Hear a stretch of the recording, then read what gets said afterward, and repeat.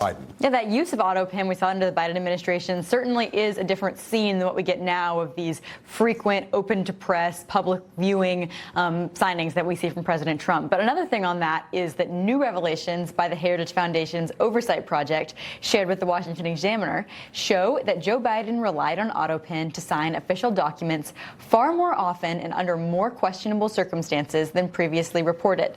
The Oversight Project's research team identified at least 3 different distinct signatures used for Autopen since the beginning of Biden's term in office.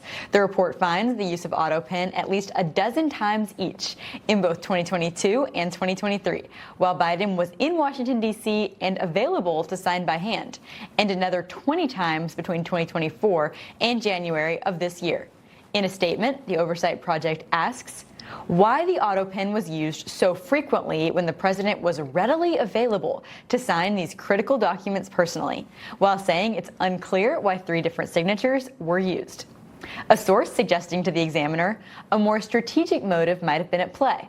Maybe that was intentional, to cover up the president's mental decline and his variance of signatures. Do we think this was the goal here, to hide that he was using Autopen? Clearly it didn't work. I'll tell you, I worked for 2 presidents, and there is the staff secretary is one of the most important roles, which is the one who basically handles all the documents for the president. They're the ones that hand over, I need you to sign this. This is very bizarre behavior coming out of this White House, where you have the Autopen being used so excessively because of the fact that why wouldn't the president just sign it himself? I mean, it does raise these very important questions, and we never, as as Americans, we never had access to what was happening in that White House. So I think that staff secretary is going to be a critical player in understanding why, when the Autopen was used and why.